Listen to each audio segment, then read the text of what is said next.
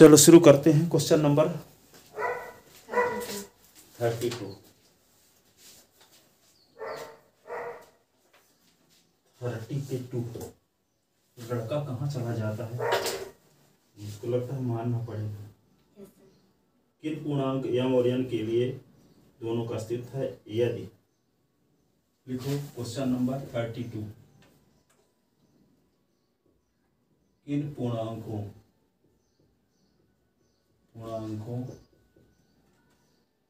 m और n के लिए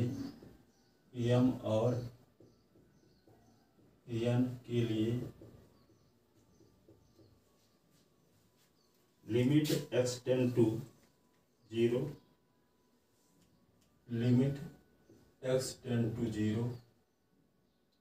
fx और लिमिट s टेंड टू 0 और limit s tend to 1 fx दोनों का अस्तित्व है।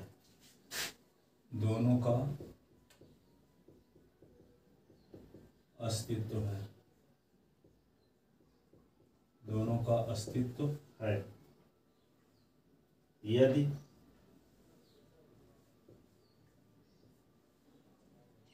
fx is equal to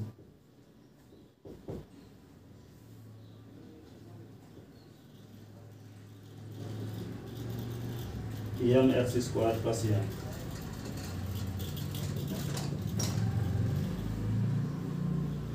x is less than 0 m plus n यदि 0 is less than r equal x is less than r equal 1 और n x cube plus m x is greater than 1। ठीक है।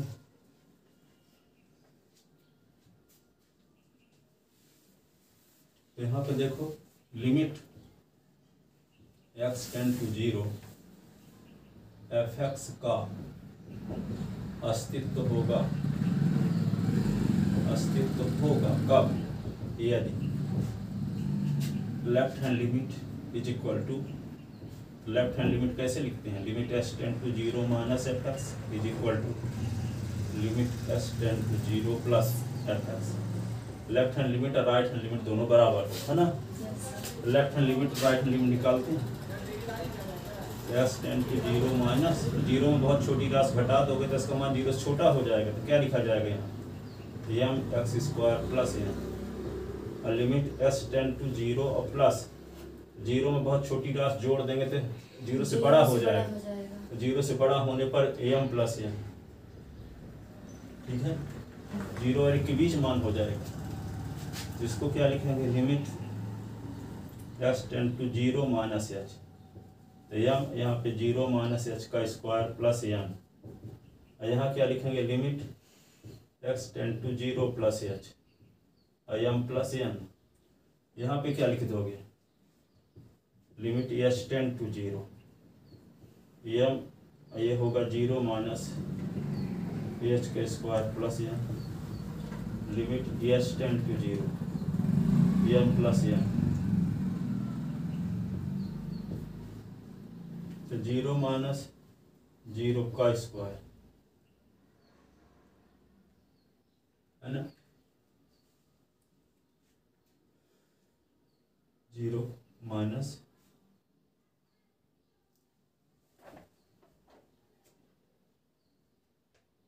n x plus m। हम गलत लिख दिए, n x है और plus m n x plus m n 0 plus h और प्लस m। ये क्या होगा? n h plus m।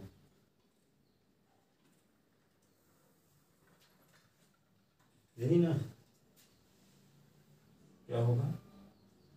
ठीक है। इसमें लिखेंगे क्या? n इंटू 0 और प्लस n।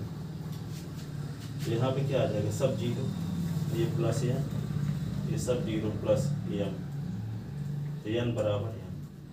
अर्थात इसके x बराबर 0 पर लिमिट का अस्तित्व होने के लिए एन बराबर एम होना चाहिए। समीकरण नंबर क्या हो गया, ए मान लो। अतः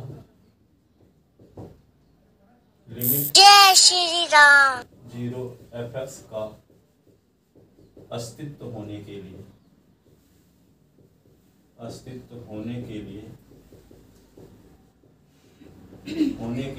क्या जरूरी है, एम बराबर एन होना चाहिए,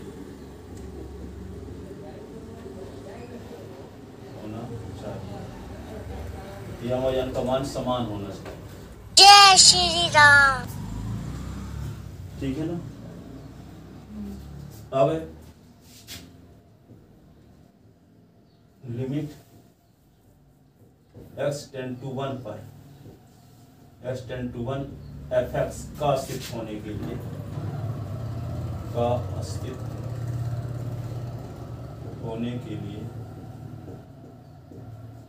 के लिए क्या जरूरी है, लिमिट x टेंड टू 1 और minus fx left hand limit, limit s tend to 1 plus fx, s is equal to 1 पर left hand limit, s is equal to 1 पर राइट हैंड लिमिट बराबर होना चाहिए।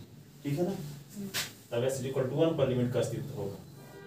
यहाँ पे क्या लिखेंगे आगे, limit s tend to 1 minus h, एक माइनस लगा के पहले डिसाइड करो कि 1 पर लेफ्ट हैंड लिमिट के लिए कौन फंक्शन का उपयोग किया जाएगा। तो 1 से बहुत छोटी राशि घटा दोगे तो इसका मान इससे छोटा ना हो जाएगा। ऐसे जब छोटा होगा तो 0 और 1 के बीच होगा तो क्या है function, n x plus n. हाँ, और यहाँ limit x tend to 1 plus, तो 1 में बहुत छोटी राशि जब जोड़ देंगे तो इसका मान इससे बड़ा हो जाएगा।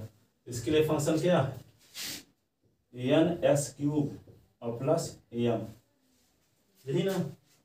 अब क्या लिखें, limit s tend to 1 minus h, n लिखो 1 माइनस एच लिख दो और एम, यहाँ क्या लिख दोगे, limit tend to 1 plus h, यहाँ एन एस के स्थान पे 1 प्लस एच का क्यूब प्लस एम।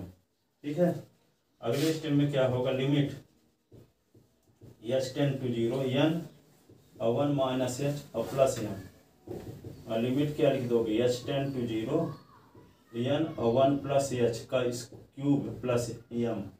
अब एच के स्थान पे 0 रख दो तो एन 1 माइनस 0 प्लस एम, और ये क्या लिख दोगे, एन और 1 प्लस 0 क्यूब प्लस एम, तो क्या आएगा, n plus m, n plus m. ठीक है।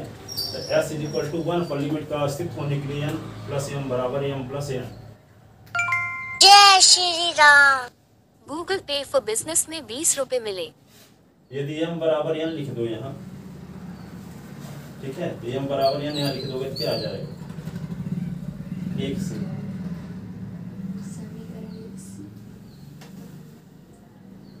यहाँ पे m के स्थान पे n, तो n 2m is equal to 2n, तो 2 काट दो तो m बराबर n, यानी m बराबर n होना जरूरी है, क्योंकि उस शर्त से, क्योंकि m बराबर n आया है ना, तो m बराबर n लिख दिए यहाँ पे, n के स्थान पे m और यहाँ पे n के स्थान पे m के स्थान पे m, तो m बराबर n, तो दोनों को कंबाइन फॉर्म में जब लिखोगे तो m बराबर n होना जरूरी है। दोनों सीमाओं का अस्तित्व होने के लिए क्या है, m बराबर n होना जरूरी है। दोनों सीमाओं का अस्तित्व होने के लिए m बराबर n होना आवश्यक है।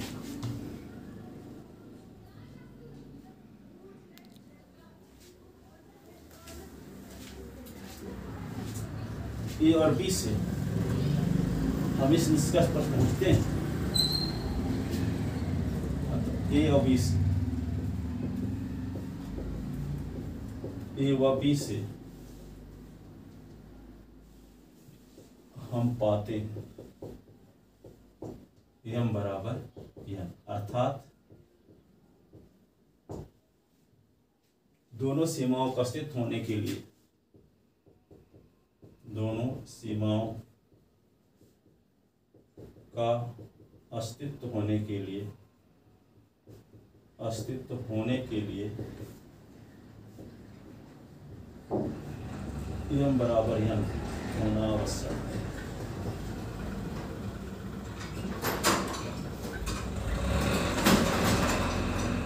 ठीक है, m बराबर n होना क्या है,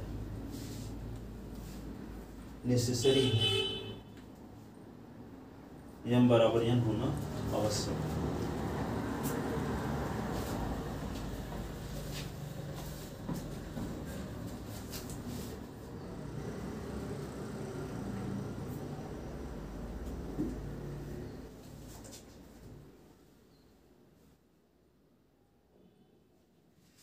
लिख लेते ना। अब किसी फलन का प्रथम सिद्धांत से अवकल गुणांक कैसे है, तो सीमा खत्म हो गया। अब अवकलज देखो,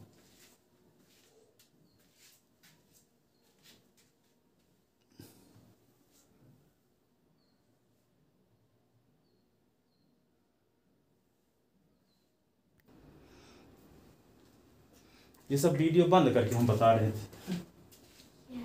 अवकलज या अवकल गुणांक बीच में बंद न करेंगे, चाहे भले बीच में क्या पर है। y बराबर एफ एस कोई फलन, तब फलन एफ एस के अवकलज या अवकल गुणांक को डी बाई पांडियस या एफ डैश से डिनोट करने की परंपरा है। इसे निम्नानुसार परिभाषित करते हैं, डी बाई पांडियस या एफ डैश एक्स जय श्री राम। टू 0 या F plus h minus f x upon H. इसे प्रथम सिद्धांत या मूल नियम भी कहते हैं। ये सब फार्मूले जो लिमिट में आपको बताए गए हैं, limit s tend to 0 e की power s equal to 1, limit s tend to 0 sin s upon s equal to 1, limit s tend to 0 s upon sin s equal to 1, limit s tend to 0 tan s upon s equal to 1, limit s tend to 0 e की power s minus 1 upon s equal to 1, limit s tend to 0 log of 1 plus x upon s equal to 1, limit s tend to 0 a की power s minus 1 upon s equal to log of e to the base of e, limit n tend to infinity 1 plus 1 upon n की power n is equal to e, limit s tend to 0 1 plus x upon a की power e upon x is equal to e, limit s tend to 0 1 plus x की power 1 upon s is equal to e। x e क्या है, e की value है, e को कहते हैं चरघातांक की श्रेणी, जिसको इंग्लिश में बोलते हैं एक्सपोनेंशियल सीरीज, इसलिए इसको इस डिनोट करते हैं। इसकी वैल्यू क्या होती है, इस प्रकार से होता है 1 प्लस 1 अपॉन 1 का फैक्टोरियल प्लस 1 अपॉन 2 का फैक्टोरियल प्लस 1 अपॉन 3 का फैक्टोरियल प्लस 1 अपॉन 4 का फैक्टोरियल डैश डैश इन्फिनिटी तक। यदि e की पावर माइनस 1 है तो यही सब रहेगा, लेकिन पॉजिटिव एक निगेटिव रहेगा। e की पावर s है तो क्या होगा, 1 प्लस s की पावर 1 अपॉन 1 का फैक्टोरियल, s की पावर 2 अपॉन 2 का फैक्टोरियल, s की पावर 3 अपॉन 3 का फैक्टोरियल, s की पावर 4 अपॉन 4 का फैक्टोरियल। इसी फार्मूले में s के स्थान पे 1 लिख दो।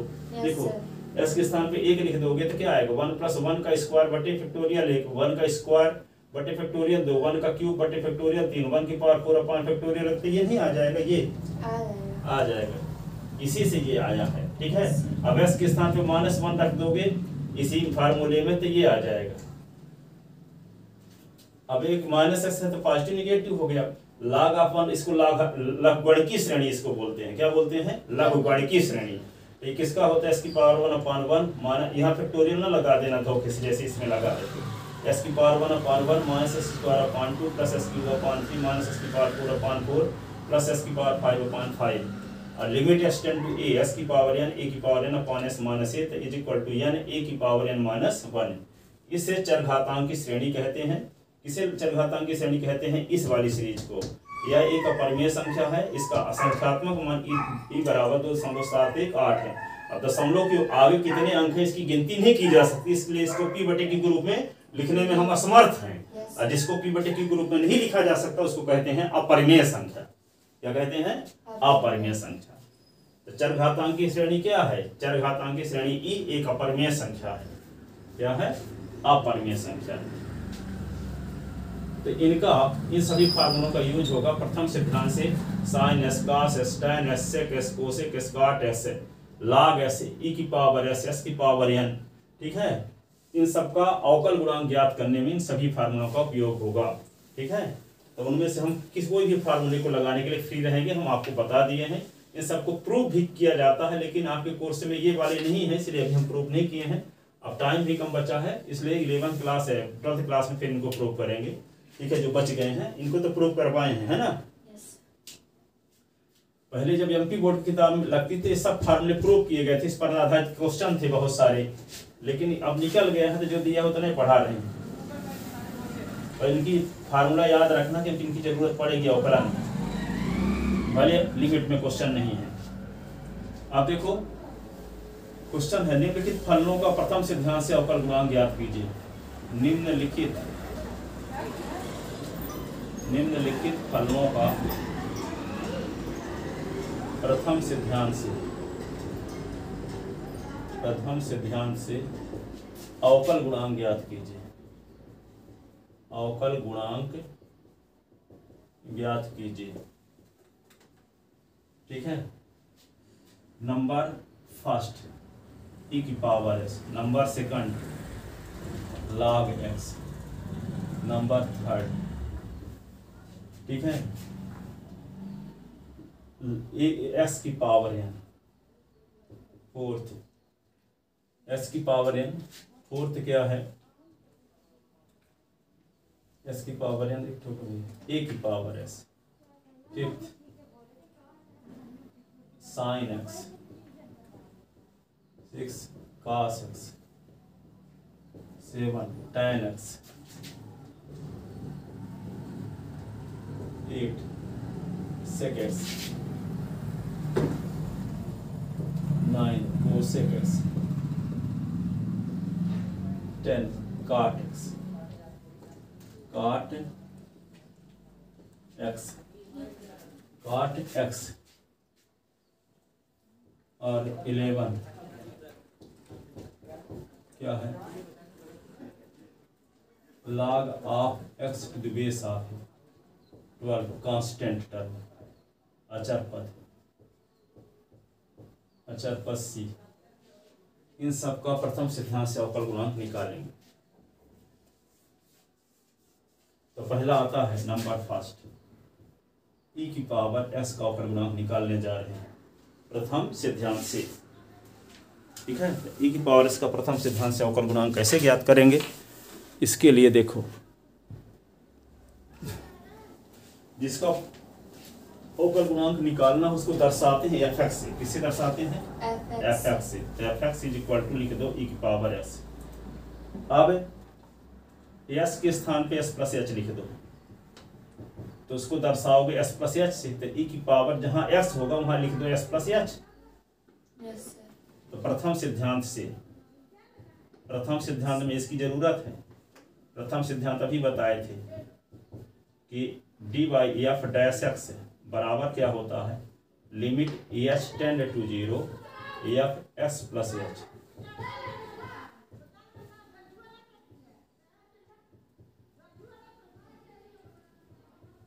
एफ एस प्लस एच की वैल्यू e की power s plus h, e की power s upon h, limit s tend to 0 e की पावर s, e की पावर h, e की power s upon h, limit s tend to 0 e की power s। देखो दोनों में है तो कॉमन, e की power h minus 1 upon h। अब यहाँ पे क्या करेंगे, इसको e की पावर s को बाहर निकाल लो क्योंकि इसमें h नहीं है। e की पावर s बाहर और लिमिट क्या है h टेंड टू 0 e की power h minus 1 upon h। अभी आपको फार्मूला बताए थे अभी, limit s tend to 0 e की power s minus 1 upon s बराबर 1 होता है। तो यहाँ पे इतने की वैल्यू तो 1 हो गई इस फार्मूले से। तो e की पावर s गुणे 1 e की पावर x, तो अवकलन e की पावर s होगा। तो यदि fx बराबर है e की पावर x, तो f डैश x बराबर क्या होगा, e की पावर s है। ठीक है। और इसको ऐसे भी लिख सकते हैं कि y बराबर e की पावर s है, तो d by upon d x, तो d upon d s by के स्थान पे e की पावर s, e की पावर s का अवकलन e की पावर s होता है। e की पावर s का अवकलन e की पावर s होता है। ठीक है ना। तो ये प्रथम सिद्धांत से e की पावर s का अवकल गुणांक आ गया।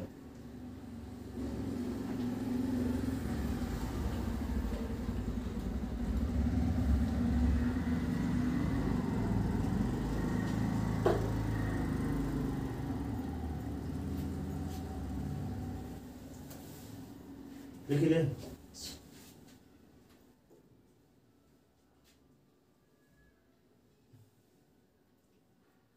क्योंकि h टेंड टू 0 है तो h वाले पद कहलाएंगे चर, और इसके अलावा जो होगा वो अचर कहलाएगा। तो e की पावर s में h तो नहीं है ना, तो e की पावर s को अचर माना गया तो बाहर कर लिया गया लिमिट से। अब यहाँ पे h वाले पदों को इकट्ठा किया गया तो ये वाला फार्मूला लग गया यहाँ।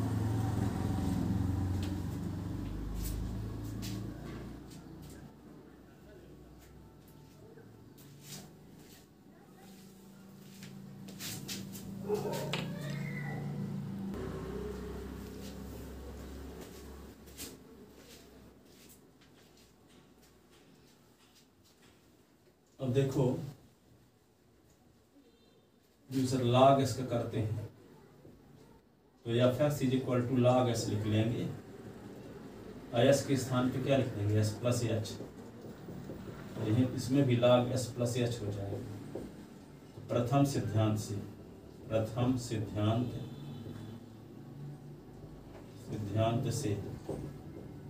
तो क्या होगा f dash x is equal to limit h tend to 0 f x plus h minus f x upon क्या होगा एच। तो यहाँ पे f dash x is equal to क्या होगा limit h tend to 0 f s plus h के स्थान पे लिख देंगे log s plus h minus log x upon h.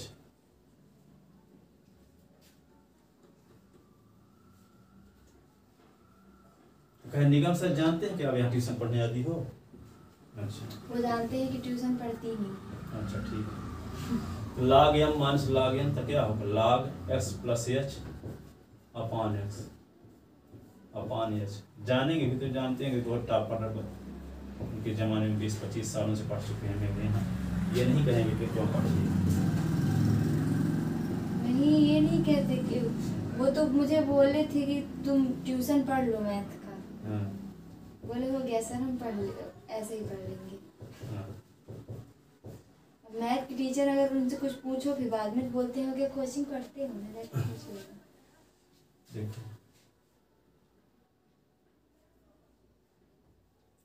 Upon h limit h tend to 0 log of 1 plus h upon x upon h upon x into x. एक formula आपको भी बताए थे, देखो limit x tend to 0 log of 1 plus x upon x तब एक होता है। तो 1 के बाद जो है वही अपॉन में भी तब होता है एक, और वही टेंड टू 0 भी। तो देखो यहाँ log 1 प्लस एच नीचे एच भर था, तो 1 के बाद जो है वही बटे में भी होना चाहिए तब फार्मूला लगता है।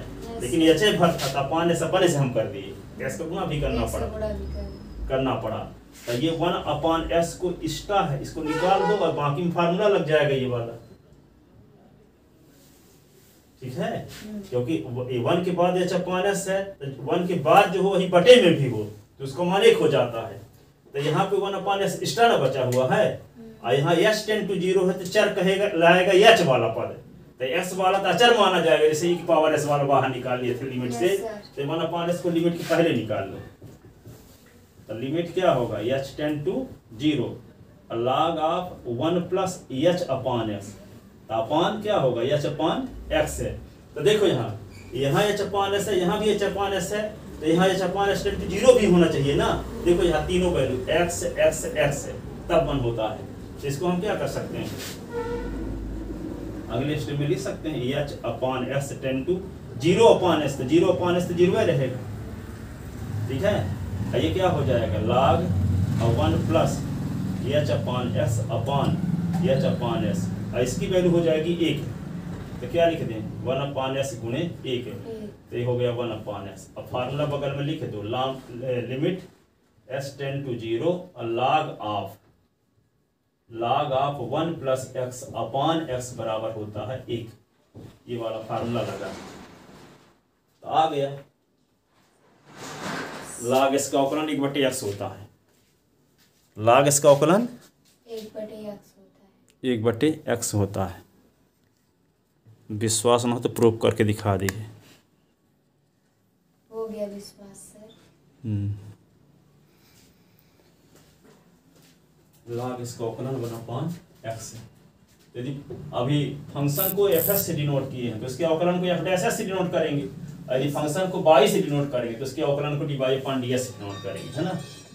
तो यदि f x is equal to log x तो f dash x is equal to 1 upon x, और यदि y is equal to log x तो d by upon d s is equal to 1 upon x. इसका अवकलन 1/s हो जाएगा।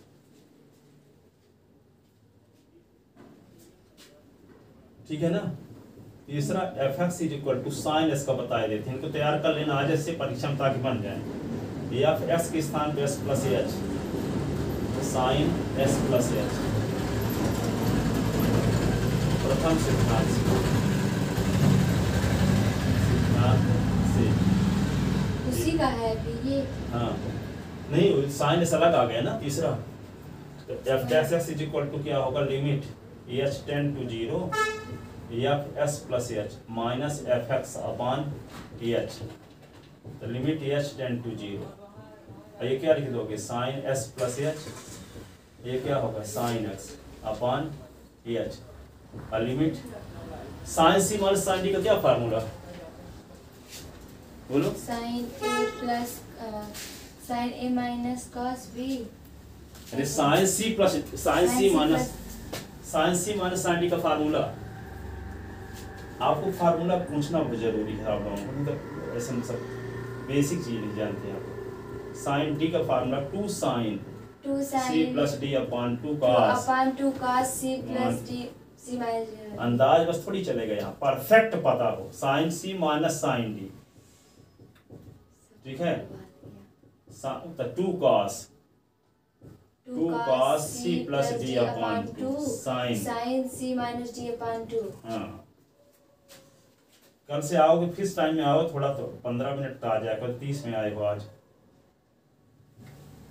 Limit h tend to 0 formula पूछेंगे नहीं तो आपको बनेगा नहीं, आप फार्मूला और 30 नंबर आपको चला जाएगा फालतू में, इसलिए हम कल से पूछना भी शुरू करेंगे।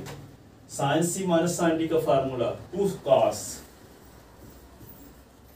x plus h plus x upon 2 और sine x plus h minus x upon 2। यहाँ पे एस कट गया, लिमिट एच टेंड टू 0। इस साल आप उसे बहुत लापरवाही की हो पढ़ाई में, टेस्ट दिए हुए नहीं किए। कोई पूछेगा प्रश्न कोचिंग में पढ़ते बनता भी नहीं है। ऐसे कोई यूनिक लड़के हो जाओगे, क्योंकि उसी प्रकार अपनी हैबिट से करोगे तो रिजल्ट कहाँ आएगा, चाहे कहीं भी पढ़ते रहो। यहाँ का सिस्टम फॉलो करने वालों सब रटा रहता फार्मूला। आप देखते हो 50-50 फार्मूला लिखने के लिए पूछते भी है सबसे, ठीक है। Limit h tend to 0 cos x plus h upon 2 और sine h upon 2 upon h upon 2। और अब भी सतर्क हो जाओगे तो सुधर सकते हो। भावनाओं को कंट्रोल करो। लिमिट एच टेंड टू 0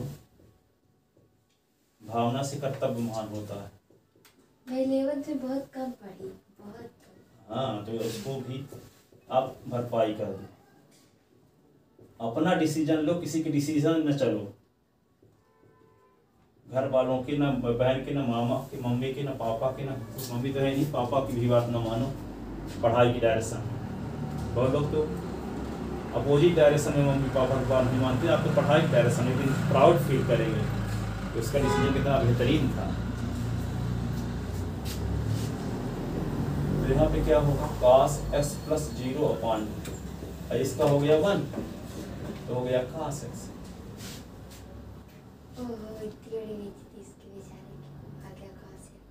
हाँ 0 अपॉन 2 तो cos x हो गया। ये तो फार्मूला लग गया साइन थीटा अपॉन थीटा वाला। तो ये साइन x ना वो प्रूफ कर रहे थे, साइन इसका अवकलन निकाल रहे थे तो cos x आ गया, साइन इसका अवकलन। इसका नाम f डैश x है। वो आ गए बच्चे।